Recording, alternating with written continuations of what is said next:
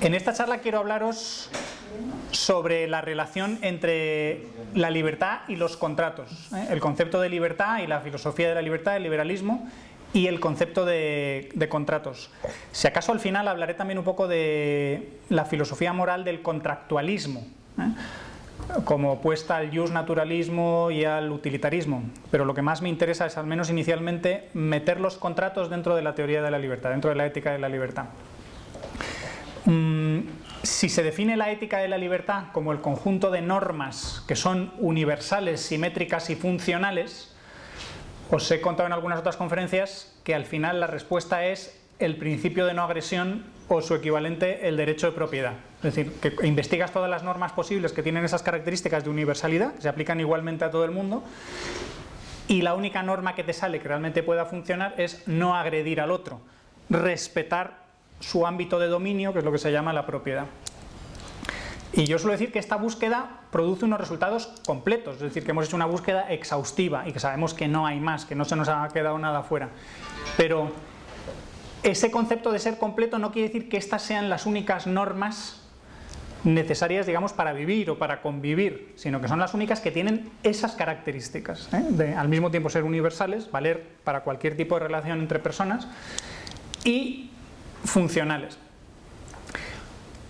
Si nos hace falta normas más concretas, más específicas, que quizá no se apliquen a todo el mundo y que tengan un contenido más detallado que simplemente decir no agredas a los demás, la pregunta es ¿cómo las conseguimos? ¿Cómo llegamos a ellas? ¿O cómo las justificamos? Y la idea es que se puede conseguir mediante contratos. Que los contratos lo que son, de forma abstracta, es herramientas de construcción de normas. Y lo que hay que tener claro es que son normas que solo afectan, en principio, a las partes contratantes. Luego ya no son universales. Y que los contratos suelen tener un contenido específico, concreto. Usted viene aquí y trabaja de 9 a 6 y tiene que hacer esto, poner ladrillos o lo que sea. No es algo ya tan abstracto como simplemente el principio de no agresión, y puede haber todo tipo de detalles. Usted me va a pagar esta cantidad durante este periodo de tiempo por hacer esto otro. La diferencia entre el derecho de propiedad y los contratos es que el derecho de propiedad no necesitamos en absoluto ponernos de acuerdo. Yo no necesito consensuar con nadie que el derecho de propiedad es la norma universal, digamos, ética adecuada para respetarse, para convivir en armonía unas personas y otras. Esto es algo que puedo investigar yo solo y luego explicárselo a los demás. Mira, razonando se llega a esto. Hay razonamientos que a mi juicio son erróneos, que dicen no, la propiedad no es más que una especie de resultado de un consenso o un acuerdo social, como que la gente se pone de acuerdo y vamos a respetarnos la propiedad unos a otros. Yo diría que eso no es cierto. Lo único que habrán acordado es que van a cumplir con esa norma, pero no han investigado si esa es la norma adecuada, que tiene esas características de universalidad y funcionalidad. Y además, la gente que quiere basarlo todo en los contratos o en los consensos sociales, básicamente los contractualistas, yo les digo, ¿y esa es toda la base de vuestro sistema de filosofía política? Porque entonces se puede llegar a acordar cualquier cosa, cualquier barbaridad. Y además tienes varios problemas. Tienes que alcanzar la unanimidad, que todo el mundo esté de acuerdo, con lo cual al menos nadie protestaría. Podrías decir que hay una armonía de la voluntad general, pero general no general mal definida, sino general de que todo el mundo, absolutamente todos están de acuerdo, no que hay una percepción más o menos mayoritaria de que algo conviene. ¿Necesitas esa unanimidad o te bastan con mayorías o supermayorías democráticas o con minorías mayoritarias? Todos esos problemas no están resueltos. Luego, bueno, ya que me estoy metiendo a hablar del contractualismo, sigo. Hay gente que habla de contratos más bien hipotéticos o que tratan de explicar cosas. John Locke, por ejemplo, dice, bueno, el gobierno es resultado de un social compact, de un contrato social que él asume que realmente ha existido en algún momento, que la gente ha llegado a acuerdos para restringir su libertad, para limitar su libertad, para poder defenderse de agresiones externas y también organizar la defensa común, pues contra ladrones, agresores de todo tipo.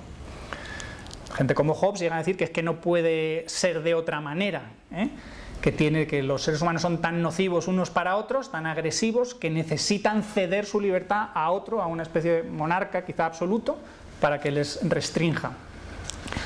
Gente como Rousseau ya hablan la idea de contrato social desde un punto de vista tremendamente ingenuo y demagógico, de realidad. El ser humano es bueno si está solo, si está en la naturaleza, pero si de repente vive en sociedad la cosa se complica mucho, todos son muy malvados, pero si llegan a un contrato social mágico, todo se arregla. Las versiones más modernas del contractualismo son las de John Rawls, que desgraciadamente se llama a sí mismo, y todo el mundo se llama liberal, pero liberal en el sentido americano, o sea, liberal, que básicamente es ser socialdemócrata. Y lo divertido de esta percepción, él lo hace, como muchos otros, para luchar contra el utilitarismo.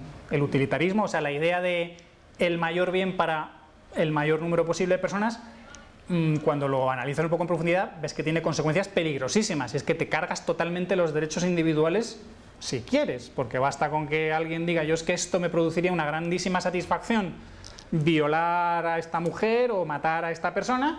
Si consigues convencer a la gente de que el sufrimiento de esa persona es menor que tu placer, pues aquello parece que queda totalmente justificado, ¿no? Entonces, el utilitarismo parece que destroza o que no fundamenta bien los derechos.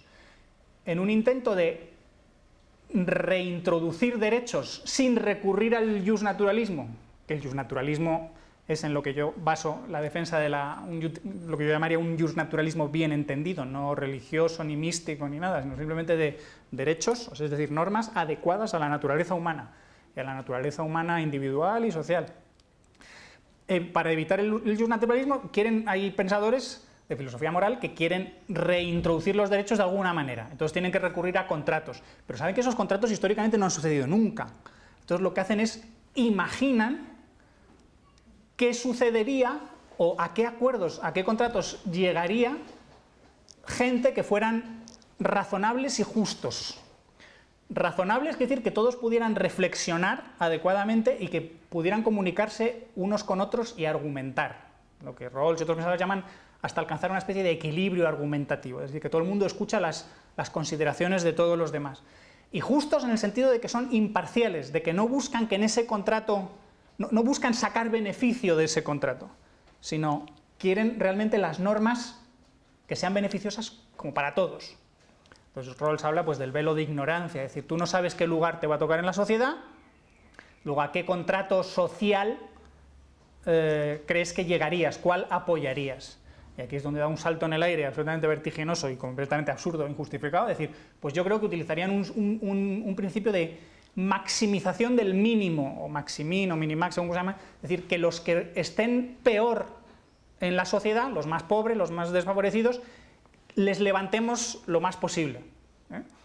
Entonces, Rawls dice, bueno, inicialmente daríamos libertades de las que habla él, que no son las nuestras, porque básicamente son las libertades políticas tipo libertad de religión, libertad de expresión, libertad de asociación política, y luego además mete, como que le interesa siempre, queda muy popular decir, y además estas libertades son unos medios de vida dignos mínimos, es decir, una riqueza, una educación, sanidad, todo, o sea, que haya un nivel de vida mínimamente digno y que las diferencias solo se permitan, lo que él llama el principio de diferencia, que es el segundo principio, porque el primero es una especie de libertad básica, y el segundo es que su principio de diferencia, que las diferencias solo serán justificables cuando beneficien a los más pobres. Dices, todo es como muy demagógico, vamos a beneficiar a los más pobres.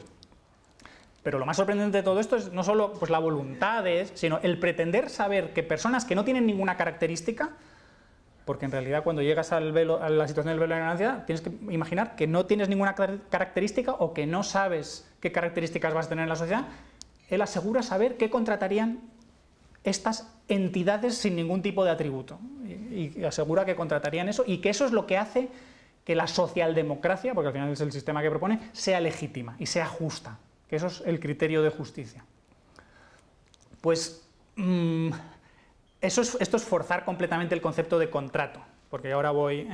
Un contrato, si el derecho de propiedad consiste en que yo mando en el ámbito de mi propiedad y tú mandas en el ámbito de la tuya, el problema es que esto parece que todo el mundo queda como aislado, cada uno en su burbuja, cada uno en su esfera, ¿no?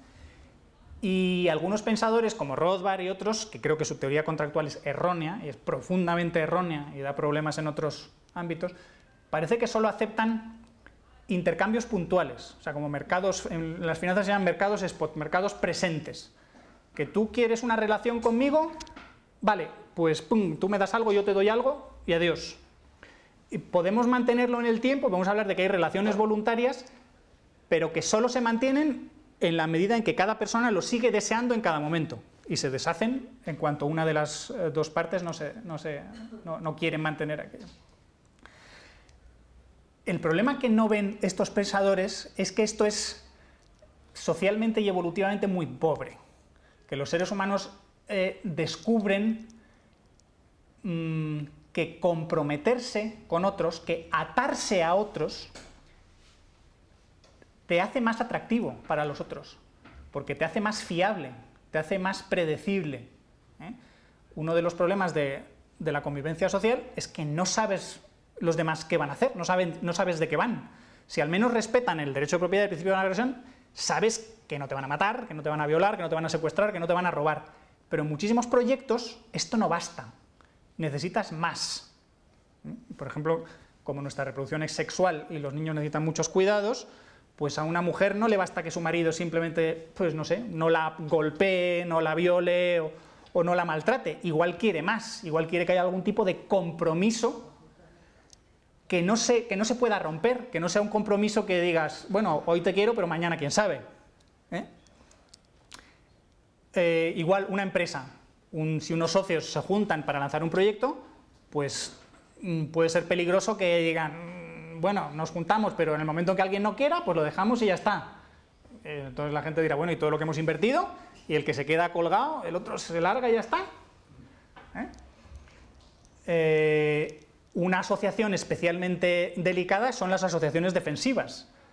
¿Qué pasa? Que contratamos a los soldados y les pagamos su sueldo, pero cuando quieran lo dejan. Entonces, pues, oye, que va a haber guerra. Uy, no, esto a mí ya no me interesa, ¿no? Y entonces, como los contratos no pueden ser más que o sea, como no existen los contratos como compromisos extensos, sino si solo existieran relaciones que en cualquier momento se pueden dejar, todas estas asociaciones que son mucho más fuertes no podrían existir o no tendrían carácter de legitimidad. Rothbard y otros pensadores lo único que hacen es meter que pueda haber multas, que el que quiera dejar algo pague una multa. Y es que su concepción del contrato es demasiado estrecha. Ellos ven que los contratos son intercambios de propiedad o intercambios de derechos de propiedad, pero esos intercambios son básicamente completos. Yo te doy algo, tú me das algo. Son relaciones de dar, compromisos de yo te doy, tú me das. Y como mucho aceptan, pues que haya condiciones. Yo te doy si se cumplen estas condiciones, tú me das si se cumplen estas otras condiciones, que es una manera de hacerlo un poco más sofisticado. De tal manera que si ese soldado incumple su deber de defender, de participar con su grupo en la defensa, pues tendrá que pagar una multa, pero si paga la multa se puede ir. El problema es que esta es una versión, insisto, demasiado limitada de lo que es un contrato. Si interpretas que un contrato es un compromiso formal exigible por la fuerza, la visión rothbardiana es simplemente un caso particular, pero un caso particular que quizás sea relevante o no. Eso habrá que ver qué es lo que la gente hace con los contratos para ver qué importancia tiene. Habrá contratos que consistan en darse cosas, pero puede haber otros contratos que exijan a la gente que haga cosas o que no haga cosas.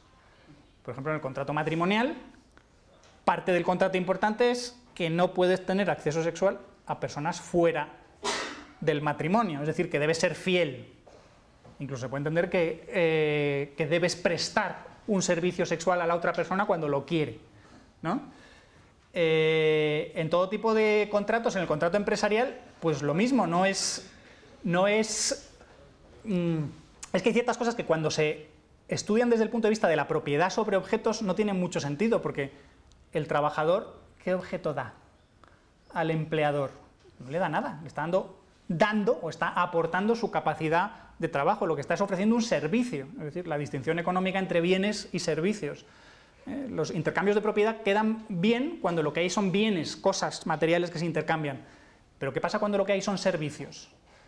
Y si tú me cortas el pelo y yo te doy un masaje, eso es un contrato, pero ¿qué se ha dado podemos decir que se ha dado un masaje, pero no, el masaje no es algo que exista, que yo voy y te doy. No es algo que exista fuera de mis manos, que puedas acumular y tener varios masajes por ahí que luego transfieres a otro. Entonces, vamos a analizar las tres partes de lo compromiso, formal y exigible por la fuerza. Compromiso quiere decir que es una promesa con, es decir, que es una promesa de dos partes. No basta, no es la típica promesa que simplemente hace una parte a otra, pues de una manera informal. Vamos a ver luego lo que es informal. Sino, sí, te querré siempre y tal, o sí, sí, seremos siempre amigos, o sí, sí, puedes contar conmigo, te lo prometo. Dices, un contrato es algo más serio, es una relación en la que dos partes se imbrican, se quedan entrelazadas. Y es importante que sea formal. La palabra formal, no sé si la gente entiende lo que es simplemente que aquello que se contrata, aquello que se pacta, esté muy claro, esté expresado pues, con la máxima precisión posible y la máxima claridad posible. Eso es formalizar un contrato. Porque igual, ¿qué significa te querré siempre? Pues puede ser muy abstracto, ¿no? Pero cuando dices, no, este compromiso de matrimonio que dice que tú tienes que traer aquí dinero y que si hay hijos vas a tener que cuidar con ellos y que me tienes que ser fiel, y se puede detallar todo lo que haga falta. Hay varios problemas con la formalización de los contratos, y es que la propia formalización tiene un coste. Es decir, yo para ponerme a escribir un contrato tengo que pensar qué espero de la otra parte, y la otra parte lo mismo que espera de mí. Entonces, si nos ponemos a detallarlo muchísimo, primero podemos perder un tiempo precioso, cuando no necesitamos formalizarlo, precisarlo del todo, sino que nos bastan unas líneas generales. Luego, se formalizará en la medida que haga falta. Y también hay un efecto curioso, y es que si formalizas demasiado, parece que no te fías de la otra persona. Y en realidad es verdad. Es decir, los contratos existen porque no te puedes fiar de la otra persona, o porque no te puedes fiar del todo. Pero si intentas llevarlo demasiado lejos, la otra persona dice, esta relación se está formalizando quizás demasiado. Entonces la gente al establecer contratos tendrá que jugar con esto. ¿Cuánto me cuesta formalizar el contrato y qué pierdo de la confianza de la relación y de la auténtica voluntariedad de la relación si formalizo demasiado? La última parte, exigibles por la fuerza. Esto quiere decir que no son simples declaraciones de intenciones de, bueno, sí, vamos a hacer esto, pero si no lo hacemos no pasa nada. Igual que el derecho de propiedad se sobreentiende que es defendible, porque si no, no tiene sentido. Es decir, si la gente te pregunta, ¿pero cómo justificas usar la fuerza para defender la propiedad?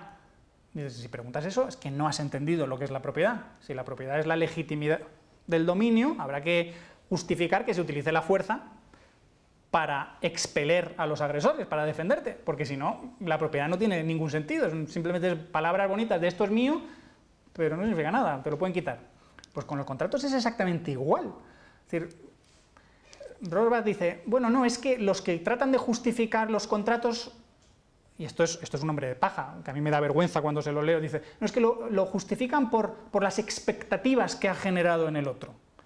Digo, no, aquí se está confundiendo dos cosas. La utilidad de los contratos son útiles porque generan expectativas fiables, porque normalmente la gente que se mete a contratar en general no trata de engañar a los otros, sino trata de presentarse como alguien fiable y dices, esto es lo que puedes esperar de mí. Y eso es lo que lo hace útil. Pero lo que hace legítimo el uso de la fuerza es que la gente al contratar sobreentiende eso.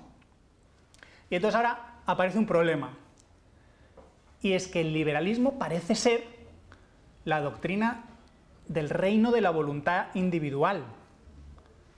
Y con la voluntad se entiende en general la voluntad presente. Entonces los contratos parece que son iliberales o antiliberales, porque dices, oye, ¿alguien me va a obligar a hacer algo que vale, en su momento quise o acepté, pero ahora no quiero? La respuesta es, efectivamente, los contratos consisten en esto. Pero lo primero, nadie te obligaba a contratar. Es decir, si tú quieres que tu voluntad prevalezca siempre en el ámbito de tu propiedad, no contrates. Porque contratar es reconocer explícitamente ante el otro y ante testigos, fiadores, avalistas, lo que sea, que te atas las manos, que tu voluntad en el momento de contratar va a ser la que mande, que sabes que puedes cambiar de opinión, pero reconoces ante todos que los demás estarán legitimados para forzarte a hacer o dejar de hacer aquello a lo que te habías comprometido. Luego esto no tiene nada de sorprendente. Y además es que lo podemos hacer, igual que cuando hago el análisis de ver cómo llegamos al derecho de propiedad, es simplemente mediante análisis de alternativas. Vamos a ver, cada vez que añadamos un elemento, veamos qué pasa si no lo añadimos, o si añadimos el contrario, o si añadimos otro. Pues igual, si suponemos que los contratos no son defendibles por la fuerza, no sirven de nada. O, no es totalmente correcto, sirven de bastante menos. Lo único que podrías usar los contratos es, de nuevo, como declaraciones de intenciones informativas, que puedan servir para ver la reputación de los demás. Ver una historia de, mire, esta persona se comprometió a estas cosas, porque aquí tengo el documento que lo demuestra, y luego no cumplió. Pero esto en muchas circunstancias no basta. A mí me parece muy bien que el incumplimiento de este dañe su reputación, con lo cual otros estarán advertidos, pero yo lo que quiero es que cumpla ahora. Por ejemplo, ahora que está de moda la reforma laboral, siempre se asegura, y esto me parece totalmente absurdo de gente que no está pensando en lo que habla, que el trabajador es la parte más débil y que el empresario como que puede hacer un poco lo que le dé la gana, o es muchísimo más poderoso, o es muchísimo más rico. Yo pienso, hay jugadores de equipos de fútbol que ganan muchísimo más que el presidente o que los dueños del equipo de fútbol, pero infinitamente más. E igual con profesionales, digamos, bien pagados. Y luego, hay algunas relaciones laborales que, igual que el soldado que de repente decide que abandona el ejército, son extraordinariamente delicadas. El trabajador es una pieza en un sistema esencial y difícilmente reemplazable. Luego puede chantajear al empresario o al capitalista diciendo, pues ahora me voy, porque sé que te cuesta horrores sustituirme y tienes toda esta inversión en bienes de capital enorme y toda esta red que depende de mí, luego me voy. Luego, los contratos precisamente están para evitar estas cosas. Luego, el contrato laboral, cuando dices que el trabajo no es una mercancía, dices, ya, si los contratos, acabamos de decir desde el principio que no son simples intercambios de mercancías, que son más bien intercambios de servicios y a veces también de mercancías. Los contratos son generadores de normas y tú te has comprometido a esas normas. Luego no te quejes. Además, los contratos se puede aprender a contratar y la gente puede ir aprendiendo a qué se comprometen. Un crío poco a poco va estableciendo, o sea, pactando contratos con otra gente, pues cada vez más importantes, ¿no? No hace falta decir, oh Dios mío, contrato esto, no contrato esto. Si no tienes claro, pues contrata a un asesor que te ayude a establecer nuevos contratos. Si os dais cuenta, el concepto de contrato al final es una sumisión de tu voluntad a la voluntad de otro. ¿Cómo podría alguien ser tan idiota como para hacer esto? Podría parecerle a alguien, y dices, es que no es nada idiota, es que el otro está haciendo lo mismo contigo. El otro está sometiéndose a parte de tu voluntad. Y si ambos lo hacen es porque es mutuamente beneficioso. Obviamente, cuando se dice que una relación es voluntaria, no quiere decir que todo el mundo quiera todas las partes de la relación. Yo quiero comprar un libro, quiero el libro, lo que no quiero es dar el dinero, obviamente. Y el otro quiere mi dinero, pero preferiría quedarse el libro. Es voluntario en el sentido que ambas partes creen que ganan, pero naturalmente que hay un coste, y ese coste es la aceptación de la restricción. Pues esto se puede parecer peligrosamente a la esclavitud, ¿no? Como que, y esa es la crítica que hacen pensadores como Rothbard y otros que le siguen, a esta visión de los contratos. Dices, te estás sometiendo a otro, luego ya no eres libre. Yo lo que digo es que has utilizado tu libertad de forma autorreferente o recursiva, y el hecho de que puedas hacerlo, o de que haya una teoría que lo considere, muestra que esa teoría es potente. Todas las teorías que no incluyen conceptos como recursividad y autorreferencia son lógicamente muy flojas. Si tu teoría lo incluye, ver cómo algunos de sus conceptos fundamentales se pueden aplicar como sí mismo, es que es avanzada y realista, porque es lo que se hace en la realidad. Y entonces hay que decir, sí, naturalmente. Pero vuelves a decir, es el propio individuo el que lo ha hecho, es el propio individuo el que lo ha querido previamente. Mientras que en la esclavitud es una sumisión claramente involuntaria, en la que no hay un principio en el que un individuo diga, oye, me pongo a tus órdenes, sino que es capturado en contra de su voluntad y luego se le obliga a trabajar o hacer lo que sea. Además hay casos curiosos y dices, ves los contratos como darse cosas. Tu cuerpo son cosas, ¿no? Luego, un contrato en que das tu riñón, o tu sangre, o tus ojos, o piel, o huesos, o todo tu cuerpo, ¿eso lo considerarían válido?